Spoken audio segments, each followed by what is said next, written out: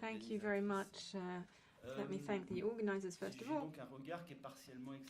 I have a partially external view of your world of archaeology, and yet having been here over the past 2 days, I have also the feeling of being very close. I come from a discipline where acquisitions of knowledge come through collection, and outside of the current space, we can talk about comparisons across different disciplines that are based on collecting material items in order to draw out and advance knowledge.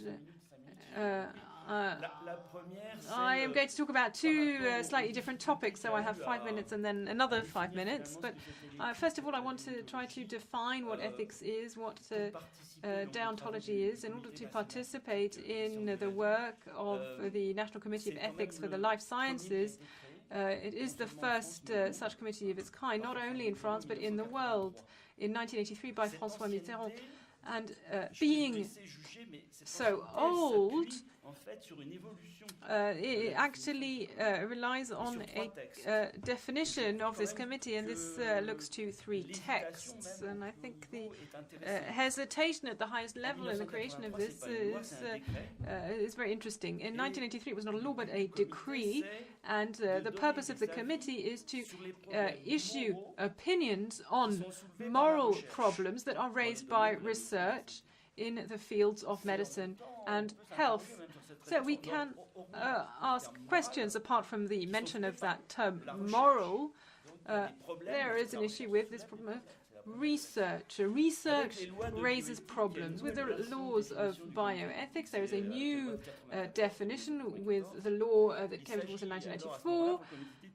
The role is to publish recommendations on ethical problems raised. Once again, that is the term. The sciences are going to raise problems, the ethical problems raised by progress in scientific knowledge and research. So here a new idea is introduced, which is, I think, interesting to look at for a committee of research, looking at the tensions that arise through or as a result of the progress in knowledge. And the third definition, I'm only going to take 3, it continues to evolve. A law in 2017, the mission of the National Ethics Committee is to issue opinions. So once again, we're going back to opinions and not recommendations on the ethical problems and societal questions raised by or rising from progress in knowledge of medicine in the fields of medical and health sciences. So I think of it really as a process, an approach, an intellectual approach that, to my mind, can be found in many different places, but is to be distinguished from deontology per se.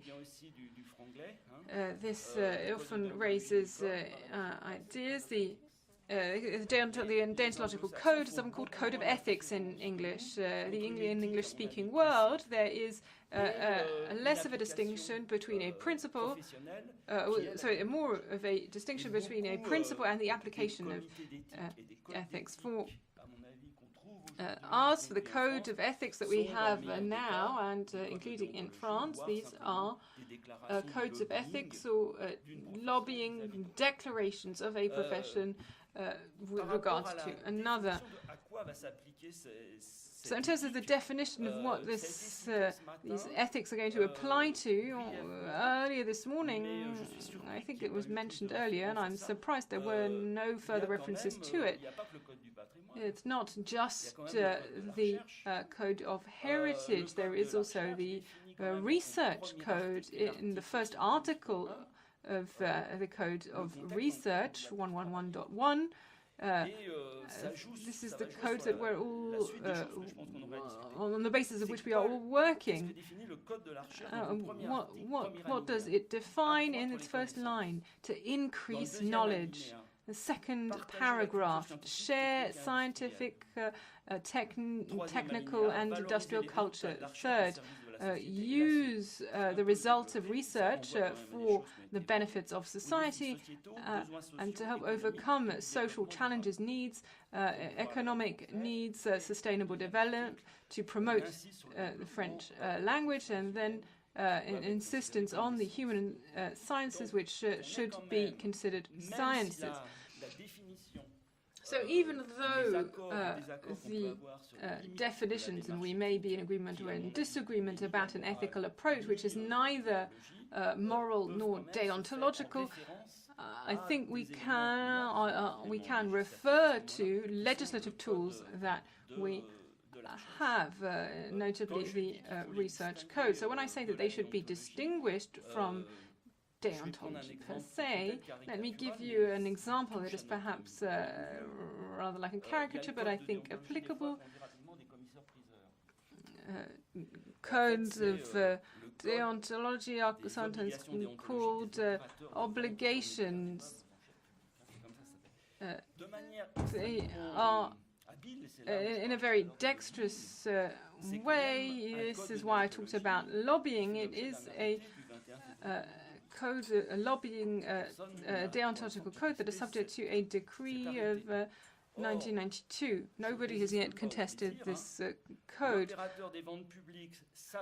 The operator of public sales will refrain from selling all or some of items made up of human remains, except where they constitute cultural goods. So, if this is not an ethics, but rather defense of a corporation and pure lobbying, with a very real question that is being posed today, the sale of in the public square of cultural items, including human remains, with the submission to sales, including very famous sales. If we look at the Berger sale, the Committee of Public Sales, there was a need to exert an enormous amount of pressure for a number of items, for books that were made, that were bound in human skin with clear signs of human shoulders and tattoos and so on. There are proposals for their sale. So if we're looking at an ethical approach, our colleague who is president of the Council of Public Sales, even though these are cultural items, cultural objects, what object is not cultural, will try to ensure that they are withdrawn from the sale. These are the debates that we have been talking about. If they are withdrawn from public sale, well, what happens to them? They will enter into sales that are not public. So, having set a bit of context, I have to be very brief. And so the approach that I've been developing for several years now, in fact, for around 30 years, since the DEA of museology was set up with the colleagues in Saint-Étienne. I was running the DEA and then the Masters in museology. We've been attempting to set up ethical codes. A number of our students have been very involved. For example, the conservator of the Museum of Rouen, when there were the Maori heads, who was one of our students. This long thinking has led us to lead a mission entrusted to us by the Ministry of Higher Education and Culture on this matter of restitution. And almost immediately, we said that in the field of human remains, the main question is not about restitution, but the question of management. Restitution is just one of the aspects of management, and management must take into account the question of usage, how these items are going to be used. And I want to share with you some information because I think this should draw your attention and raise questions. a report that was published some years ago that can be consulted electronically on the site of the Ministry of Culture in the parliamentary report. The second report was disseminated in the different ministries. There hasn't yet been picked up by the media, but I hope there will be some coverage. I mean, I think the authorities are a little bit, not the media, the authorities are a little bit bothered by this. Working on the basis that there are a few dozen or 100 items that are problematic and pose ethical problems, it may work, but obviously in the opinion that I have emitted, this is not what we're talking about. On a declarative basis, I think across all universities, we're looking at 52 universities, 27 said that they had human remains, and this declarative basis covers roughly half of the universities in France. Given that a number of French universities don't have professional teams to reply to this in small collectivity. So of the 23 universities that declared that they have them, across the 230, with all of the different means of identification, the 200 bones that make up a skeleton, the fragments and so on. We're looking at 150,000 items of human remains declared to date. So that is why it took so long for us to issue an answer, an opinion. And so as regards the number of items that are going to pose a problem, physical anthropology collected from overseas or ethno-anthropology, you're looking at 6,000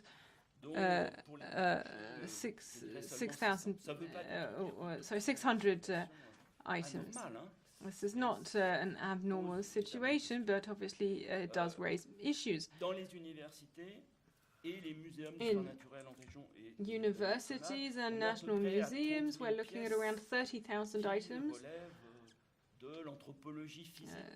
that come from comparative anthropology, physical anthropology and anatomy. You're looking at 150,000 items, and so on top of this you have to add everything from archaeology, and archaeology today actually makes up the main part of the greatest part of collections, with on the one hand a small entity that can be identified, which are these items that come from Egyptology in the form of mummified items, around 700, and then you have archaeology, except from mummies, where you're looking at around 100,000. So the question is, in terms of the context that we're looking at yesterday, in France, we cannot acquire, financially acquire and trade in, buy and sell human remains. Today, in establishments working on material cultures, be it museums or universities, the items of anthropology, anatomy are not massively developed. There may be gifts, donations that are limited, and there may be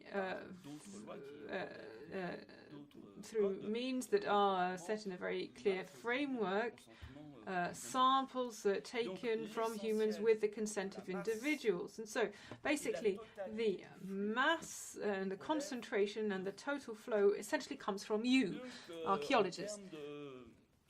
In terms of ethical considerations, obviously they aren't necessarily there in terms of flows, in terms of conservation.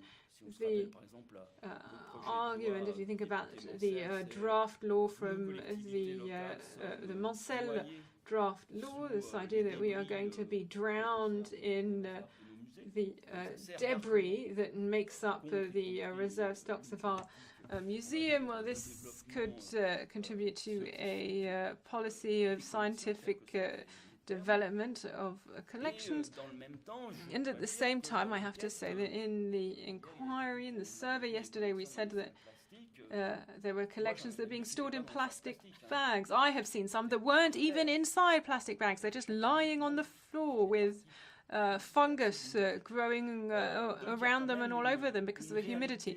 There is a reality here, and then there is the usage in terms of how it is used, how it can be exhibited, and all of the issues surrounding this, and research, of course. So what hasn't been addressed in the symposium and that hasn't been looked at yet? Well, this issue of the flux, the use of the collections, the link with society. I think we need to perhaps ask the question rather more frequently: how can we integrate, from the actual point of it being collected, the rescue excavation, rescue archaeology, how can we integrate it from that point onwards? And perhaps also sharing scientific culture. I think somebody said earlier that we should maybe break from the museum model.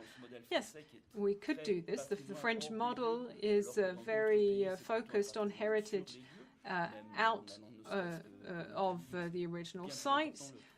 This is the opposite, is the case in other areas. But there are ethical considerations. How can we integrate from the point of collection into our programs of use and research? How can we integrate this into action aimed at society as a whole? Thank you. I think I've gone over my time. Merci pour ce premier élément de synthèse. Je vais passer maintenant la parole à... Je vais laisser la parole maintenant à Cécile Michel. For this first summary, and now I'm going to give the floor to Cécile Michel, who's the president of the Scientific Council of the Institute of SHS of the CNRS, and she's also the chair of the Association for Archéo-Ethique, and you're also a member of Kultepe, an association in Turkey, but you're also chairing since 2014 this International Association for Archaeology, and in this framework you launched a reflection on ethics for archaeologists in the Middle East. Thank you very much, and thank you very much to Beline and Segalen for this extremely interesting symposium. We spoke earlier on of fake news. We discussed this within the Committee on Ethics, with in mind the law that must be adopted. There was a discussion on what should we do, should we educate people, work on pedagogy or not. Well, this is not about spending all your time doing educational work, but part of it. So the association has 450 members. If you add to this archaeologists who work on the Middle East, there's more than 1,000 people. So we're a small community. We're not working at national level, but at international level, and that's important. Indeed, I got to the head of this association when Daesh got to Iraq in Syria and Mosul in Iraq, and it was straight away that I had to deal with ethical issues. In general, we've been working on conflict, in countries at war since 1975.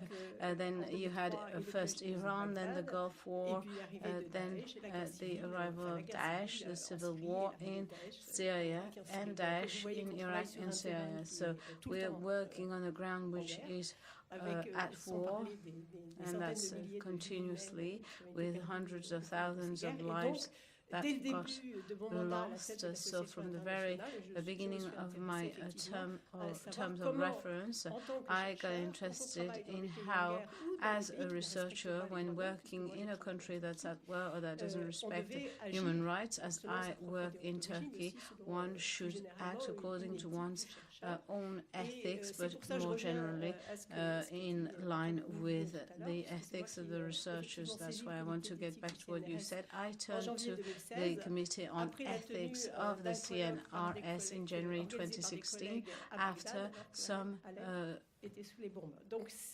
colleagues organized a symposium in Baghdad when Aleppo was actually getting bombed. So you can imagine how things were going within the international community. So we paid attention to ethical issues.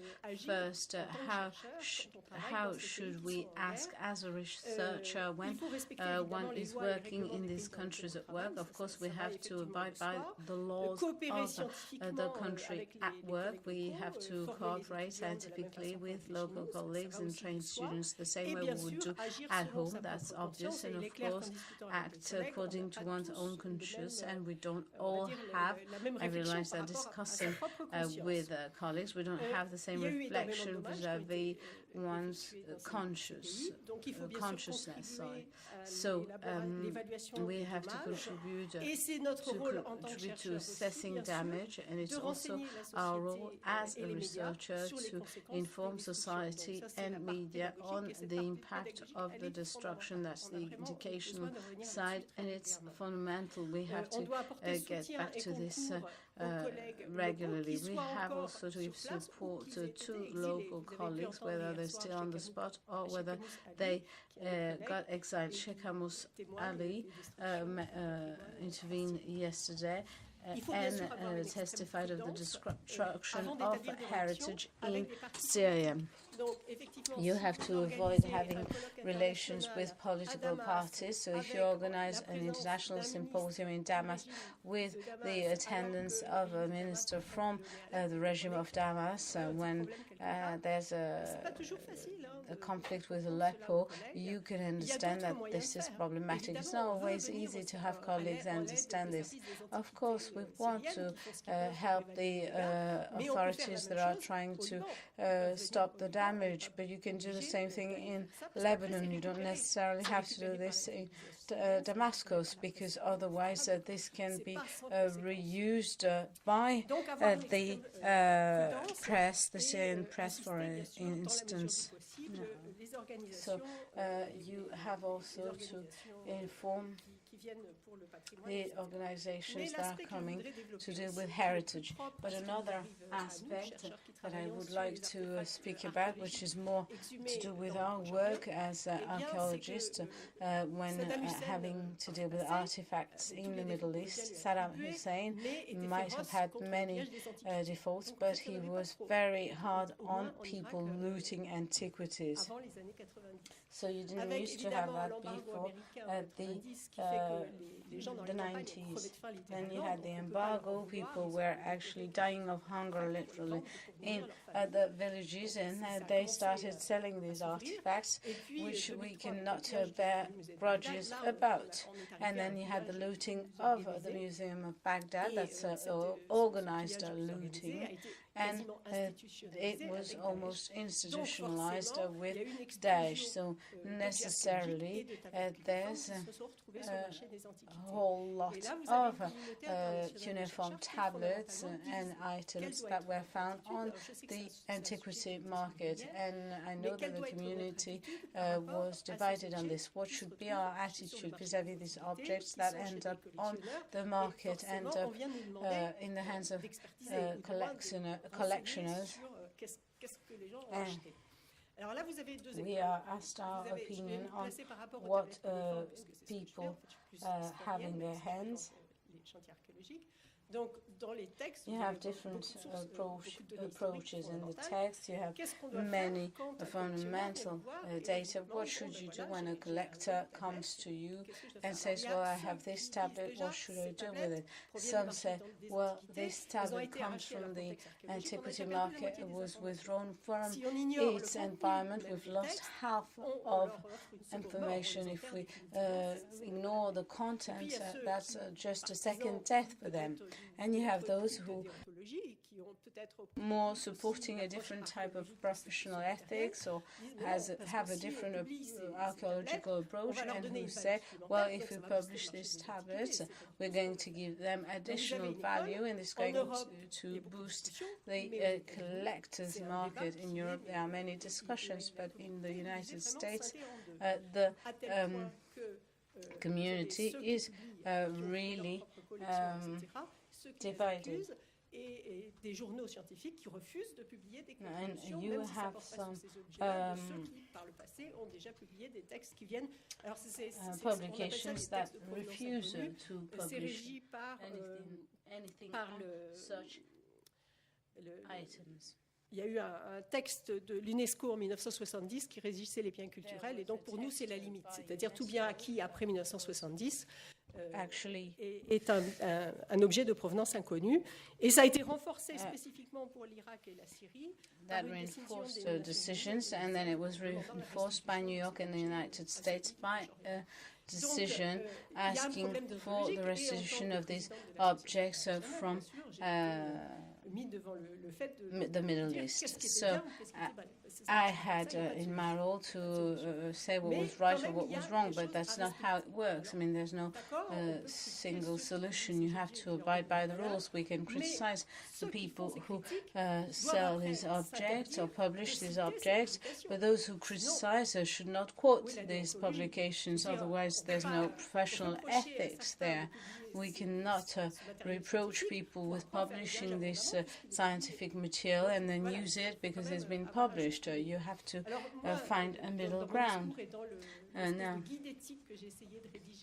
my discourse is about a guide on ethics, a guidebook on ethics. I mean, each has his own relationship with his conscience.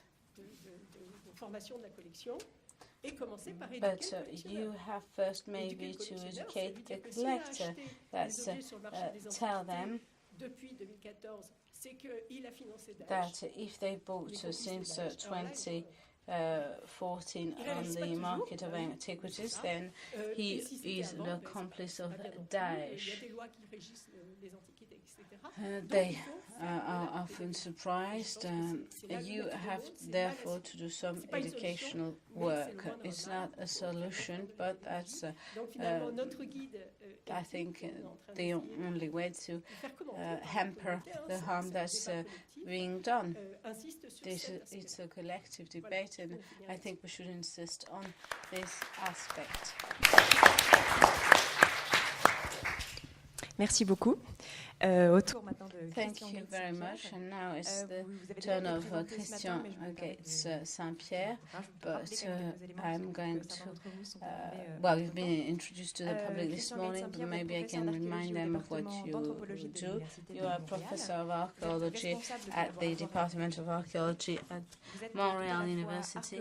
You are in charge of the Neolithical department, and use all your competences to study the indigenous Northern American populations of Quebec and North America, and you pay attention to ethics that you are actually teaching at university, and you're also chairing the Committee for the Defense of Public Interest of the Canadian Archaeological Association. You have the floor.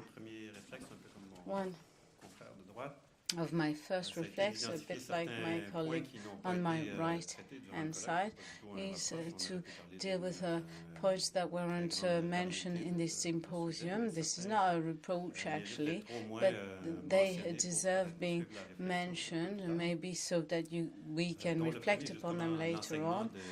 First, teaching ethics. Ethics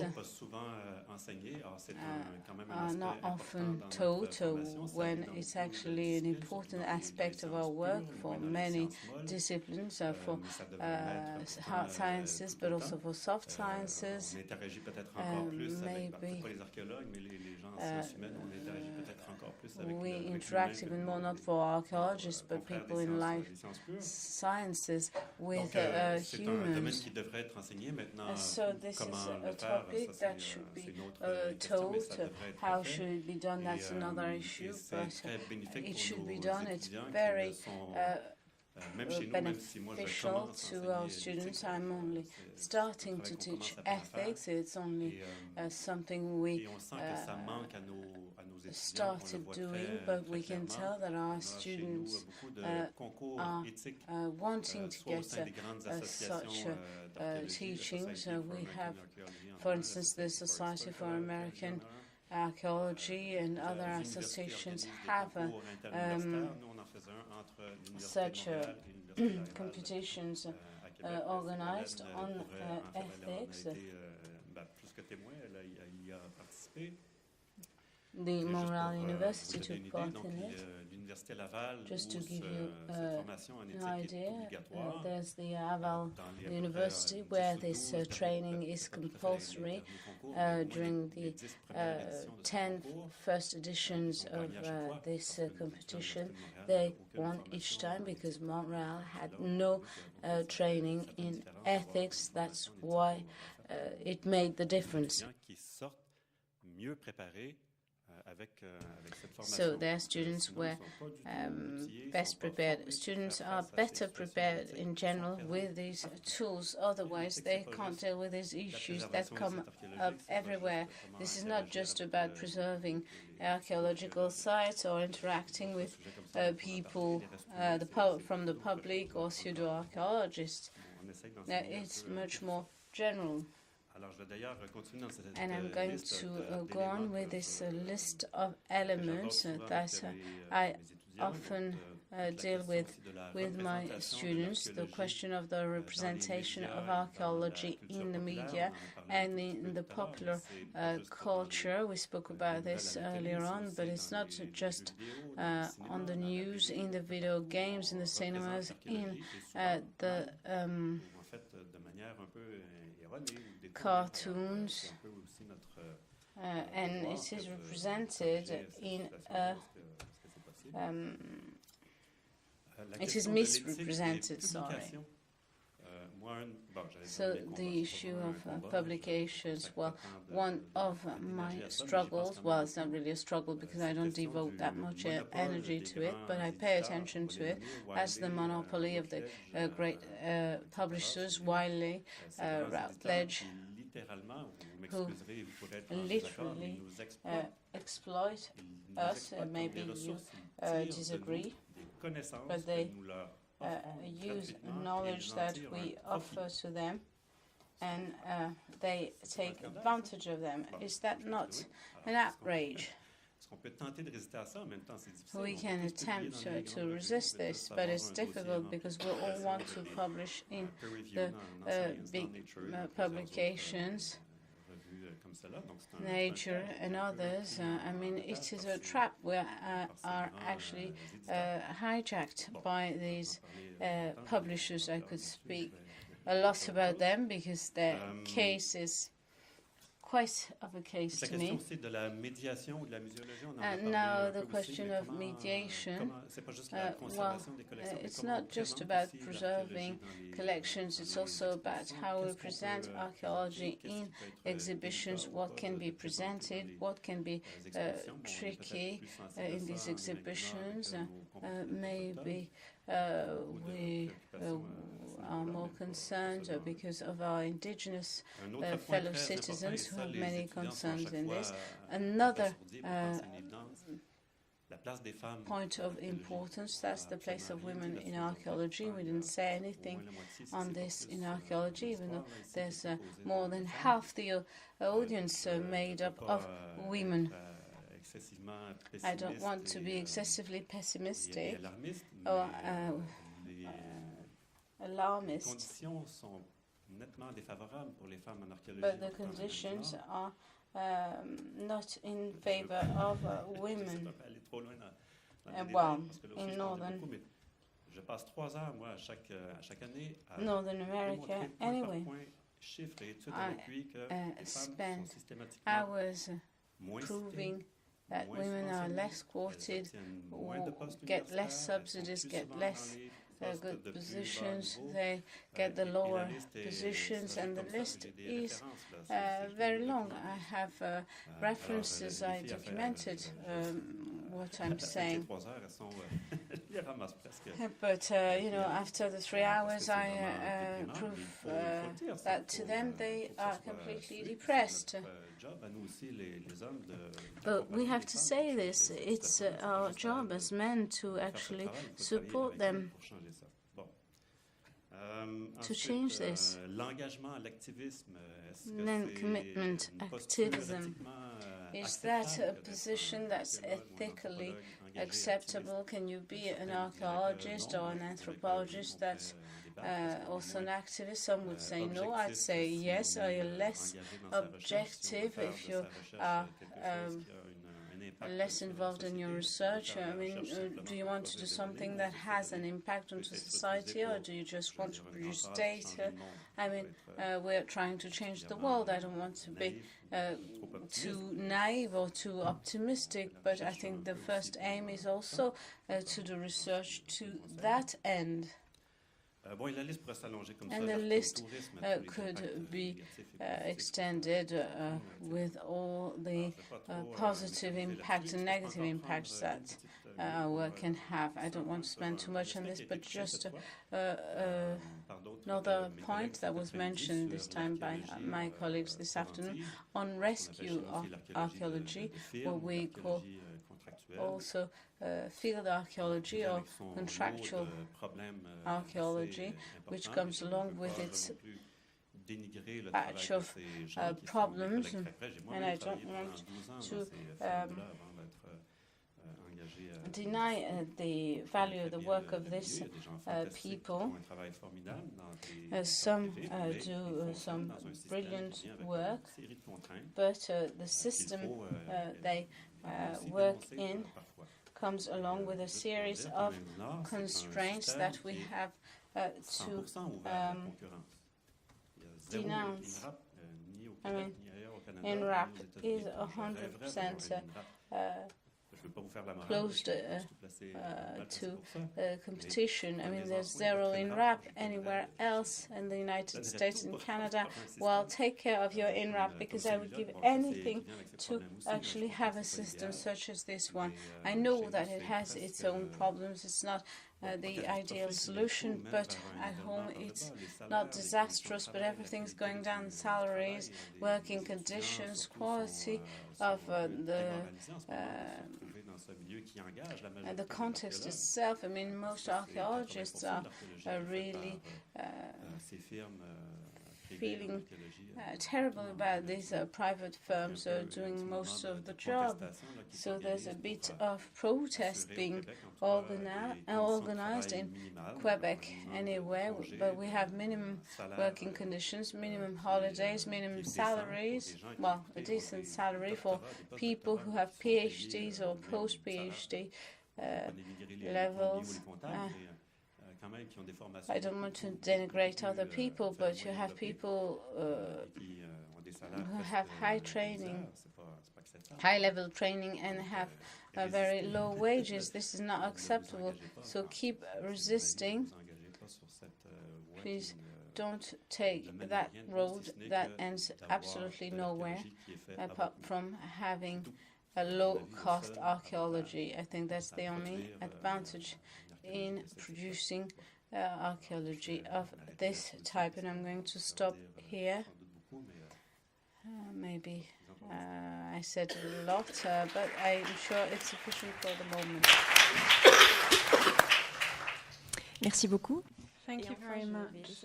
Finally, let me now give the floor to Christine Dusquet. You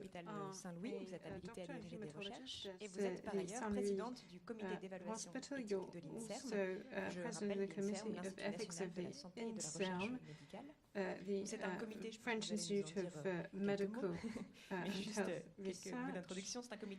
It is a committee that aims to issue opinions on research that involves humans, directly or indirectly in the medical researchers, but also in human and social sciences, and it involves researchers and tries to ensure that the ethical approach and ethical aspects are included as part of the research structure.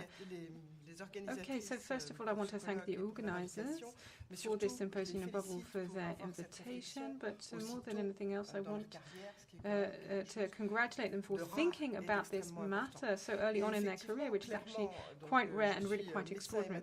As I am a hematologist and a biologist in a research unit where I actually carry out basic research myself when I'm not looking into ethics, I don't feel at all out of place, even though I have learned a great deal. Thinking about ethics should be an integral part of scientific thinking, should look into the future. It ought to, from the moment of the constitution of the research project, it should be part of a reflection. It is not an administrative issue. Once you have completed your project, by the way, I don't like this term, this certificate, this accreditation, the ethical accreditation, but it really should be about thinking about the ethical aspects, the ethical implications of that kind of analysis. So going back now to research, yes, I am chair of the Committee of Ethical Evaluation of the INSERM. It is an institutional review board, and I will explain what it is, because very often people are a little lost. There are basically three committees that deal with ethics. There is the Ethics Committee of INSERM, which is sort of like the COMET of the CNRS or of the CCNE, which is a committee which can be seized or which is self-seized and intervenes in major questions, therapeutic innovations, and the cost of therapeutic innovations, anything that you like. And then there is a delegation of scientific integrity, which deals with matters of scientific integrity, which is really more a matter of deontology than ethics, strictly speaking. So it is an ethics committee in research, and this is a term that is used internationally, and I think this is the term that should be used. I am part of UIC, which is the European Network of Research Ethics Committees. Research Ethics Committee, that is the official term. So we establish records with the INH, the American Ministry of Health, and the Office of Research Protection. And what do we record? We record the CEO of INSERM, the managing director, details, and the different members of the committee. There are now 12 members and their respective disciplines. And this interdisciplinary committee, we have 5 from the human and social sciences around our table. I've learned a lot from them. Our committee is also recognized and is authorized for research in health and for research in the social and human sciences. Roughly 60% of our projects are human and social sciences research projects. So the committee, the Research Ethics Committee, just to bounce back on what Antoinette Molinier said about the comments of the CNRS, our committee issues opinions for projects led by researchers in INSERM, but there is an agreement with the CNRS so that we can also issue opinions on CNRS projects, but in practice we issue opinions on other academic projects and specifically on projects led by university scholars. However, there is a serious deficit in research ethics committees in France and committees. And here again, we need an operating code for research ethics committees, but I think we need ethics committees that are going to undertake true ethical analysis and reflection on ethics, because very often these committees don't have the necessary competencies to analyze a number or certain types of projects, and so we need more ethics research ethics committees in France. And on behalf of INSEM, I would be happy to share our experience with you or anybody else to help you set up these committees and to guide you through the process. So what does the committee actually analyze? We issue opinions. It is quite rare to issue a negative judgment, a negative opinion, but unfortunately it is exceptional for us to give straight off a favorable opinion, roughly 10% of projects. But very often what we do is we ask for additional information, some amendments or changes, and this is why I think that this approach leads to an improvement in research and specifically in human and social research. How are the participants recruited? How are they informed? We talked earlier today about written or oral consent. It's very, very important to protect participants in many of these situations. So there you have it. So we ensure that the law is respected, but that is the bare minimum standard. That is what has to be done. There is still, the law cannot do everything. There is still room for reflection on ethics beyond that, and that is what we do. I was very interested in the introduction given yesterday relating to the dates of arrival in North America of the laws regarding archaeology, which arose in the 1970s. And indeed, thanks to Wikipedia, I was able to read about the Kenwick man, discovered in 1976, and more than a scandal, I feel that it is a controversy rather than a polemic, and it is quite interesting, I think. Thanks to genetic sequencing of this Kenwick man's DNA, we have been able to identify that it was an Amerindian person, but his tomb was only found in 2016. So, since the cultural shock of the creation of these laws, as regards research ethics committees and thinking about the ethics of research into this month, there's an important law, the Nuremberg laws and the Nazi experiments. It is an exception, but it is possible for some researchers to say, well, really, this is very restrictive. Why? It's very administrative and so on. And so that is when I say to them, have you heard about the concentration camps and the experiments that went on there? In general, that puts an end to the discussion right there. So the code of the Nuremberg Code, the first of these, no research without information, prior information and consent. I don't like this term of informed consent, but it is very widely used, and I think the most important thing is the information and the quality of the information that is given. Contrary to what a number of researchers think, the consent is not there to protect the researcher, but actually to inform the participant, and that is not necessarily always made very clear. So after 1947, the date of the Nuremberg codes, things evolved without a lot of regulation. In the United States, at the beginning of the 1970s, there was a scandal that was reported in the Times, the Code that has been followed up since the 1930s of treatment of syphilitic black men, allowing people to trace the disease.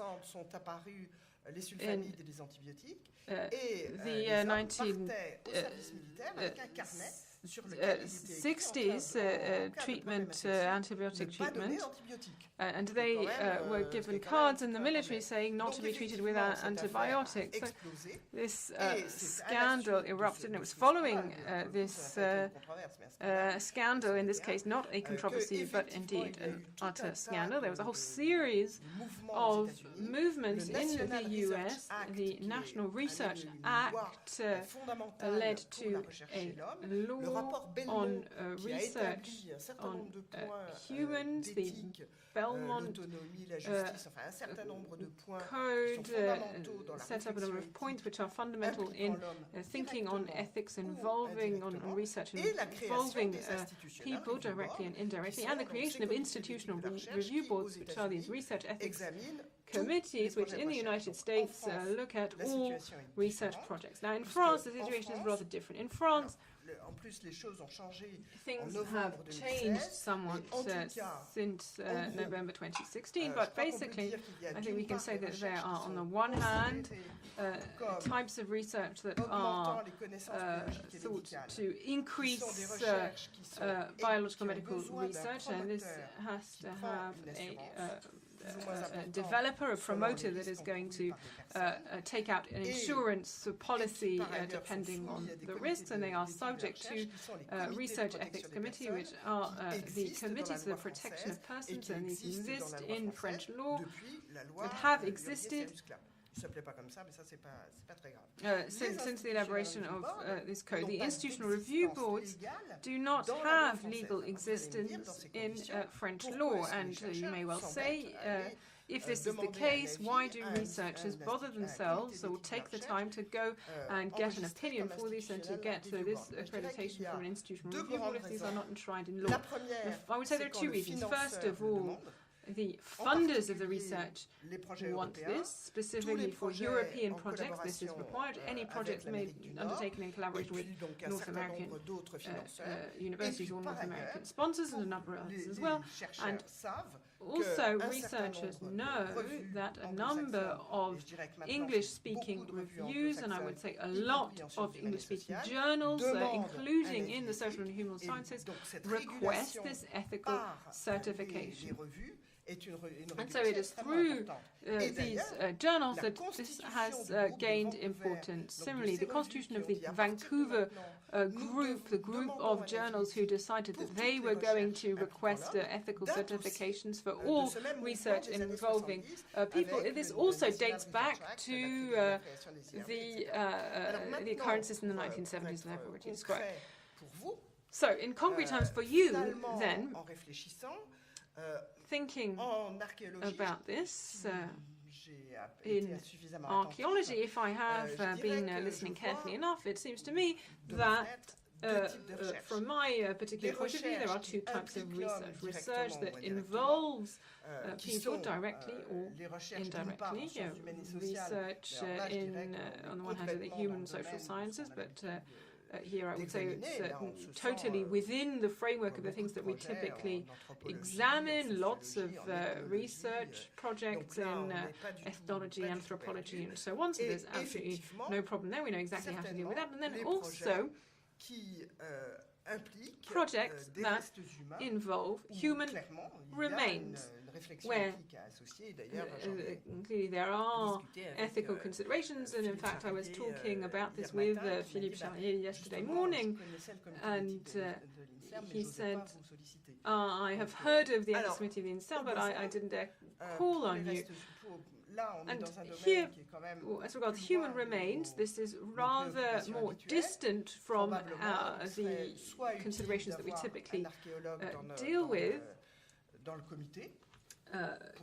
We could potentially look at including an archaeologist in our committee, and they would also be able to learn about our other work, or we can ask for an additional external opinion on the research if the appropriate competences are not covered by the people already on the committee. I didn't say that in our research assessment, the first layer of assessment is the scientific quality, and this is very irritating for a number of researchers, but very clearly, if research cannot be shown to be scientifically justified and involves people, obviously that cannot have an ethical foundation.